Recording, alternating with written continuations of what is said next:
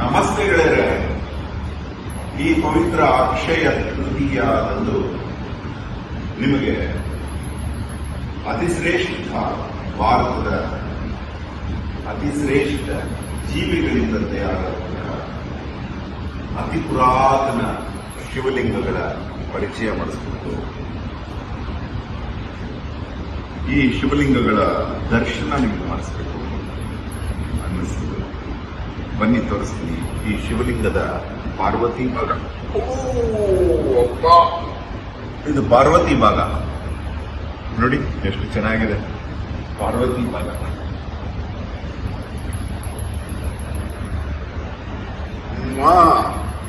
ದೇವಾ, ಇದು ಲಿಂಗ ಭಾಗ. ಎತ್ತಕ್ಕಾಗಲ್ಲ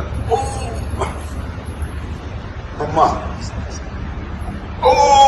ಪಳಗ, ಇದು ಶಿವಲಿಂಗ ಎಷ್ಟು ಚೆನ್ನಾಗಿದೆ ನೋಡಿ.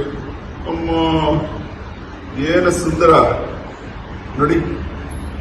ಆ ಕಲ್ಲಿನ ಅತಿ ಶ್ರೇಷ್ಠ ಕಲ್ಲಿನ ಲಿಂಗ ಸ್ವರೂಪ ನೋಡಿ ಎಷ್ಟು ಚೆನ್ನಾಗಿದೆ.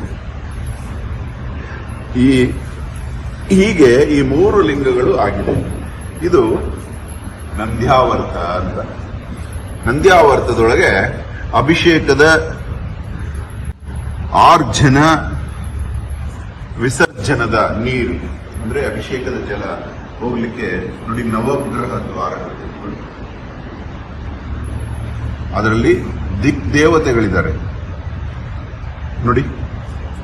ಉತ್ತರಕ್ಕೆ ಬಲ್ಲಾಟ, ಪೂರ್ವಕ್ಕೆ ಇಂದ್ರ, ದಕ್ಷಿಣಕ್ಕೆ ಗೃಹಕ್ಷತ, ಪಶ್ಚಿಮಕ್ಕೆ ಪುಷ್ಯದಂತ, ಹೀಗೆ ದಿಗ್ದೇವತೆಗಳೊಂದಿಗೆ ನವಗ್ರಹಗಳಿದ್ದಾರೆ. ಮತ್ತೆ ಈ ನಂದ್ಯಾವರ್ತ ಶಿಲೆಗೆ ದಶಮಹಾವಿದ್ಯೆಗಳನ್ನ ಹೆಣೆಯಲಾಗಿದೆ. ದಶಮಹಾವಿದ್ಯೆಗಳ ಪರಿಚಯ ಮಾಡಿಸ್ತೀನಿ ಬನ್ನಿ. ಫಸ್ಟ್ ಇಲ್ಲಿದೆ ನೋಡಿ. ಕಾಳಿದೇವರು, ಕಾಳಿಮಾ ದಶಮಹಾವಿದ್ಯೆ, ತಾರಾದೇವರು ತಾರಾಮ, ಇಲ್ಲಿ ಷೋಡಶೀಮಾ ಅಂತ 3ನೇ ದಶಮಹಾವಿದ್ಯೆ ನೋಡಿ. ಇಲ್ಲಿ ಭುವನೇಶ್ವರಿ ತಾಯಿ, ಇಲ್ಲಿ ಭೈರವಿ ತಾಯಿ, ಇಲ್ಲಿ ಚಿನ್ನಮಸ್ತಿಕಾ ತಾಯಿ, ಇಲ್ಲಿ ಧೂಮವತಿ ತಾಯಿ ನೋಡಿ.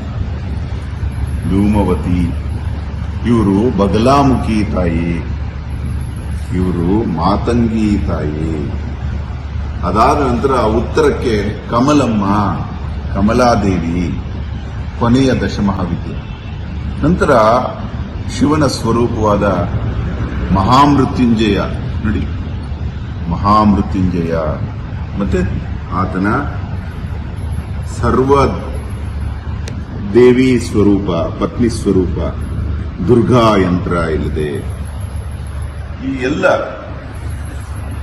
ದಶಮಹಾವಿದ್ಯೆಗಳ ಸಮೇತ ನಂದ್ಯಾವರ್ತ ಶಿಲೆಯ ಮೇಲೆ ನಮ್ಮ ಶಿವಲಿಂಗ ಕೂರುತ್ತದೆ ನೋಡಿ. ಹಿಂಗೆ ಚೆನ್ನಾಗಿದೆ.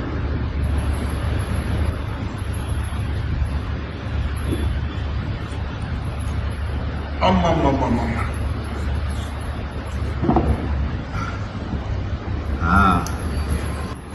ಇವರು ಈ ಕಡೆ ತಿರುಗಿರ್ತಾರೆ, ಇವಾಗ ಕರೆಕ್ಟಾಗಿ ಕೂತ್ಕೋತಾರೆ.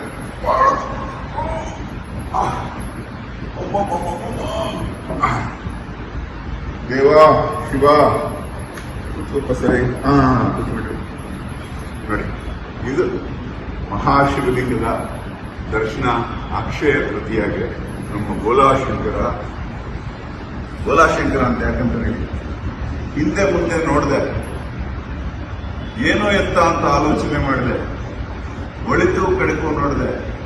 ಭಕ್ತರ ಆಶಯಗಳನ್ನ ತೀರಿಸುವಂತ ದೇವರು ಏನೂ ನೋಡಲಿಲ್ಲ ಅಂತ ಬೋಲಾಶಂಕರ. ಮತ್ತೆ ವಿಷ್ಣು ಅವರೆಲ್ಲ ಆಲೋಚನೆ ಮಾಡ್ತಾರೆ, ಶಂಕರ ಹೆಂಗ್ ಹುಟ್ಟಿದ ಬರ, ನಾವೇನ್ ಮಾಡೋದು ಅಂತ. ಅಂತ ಬೋಲಾಶಂಕರ ನನಗಾಗಿ ಏನೂ ಇಟ್ಕೊಳ್ಳದೆ ದಿನಕ್ಕೆ ಸಂಜೆ ಒಂದ್ಸಲ ಭಿಕ್ಷಾಟನೆ ಮಾಡಿ ತಾ ತಿಂದು ಉಳಿದದ್ದು ಸರ್ವಭೂತಗಳಿಗೂ ಹಂಚಿ ನಾಳೆ ಏನು ಹಿಡಿದ ಸಂಜೆಗಿಡದ ಮಂಜುನಾಥ ಇಲ್ಲ. ಸಂಜೆಗಿಡದ ಮಂಜುನಾಥ ಬೋಲಾಶಂಕರ.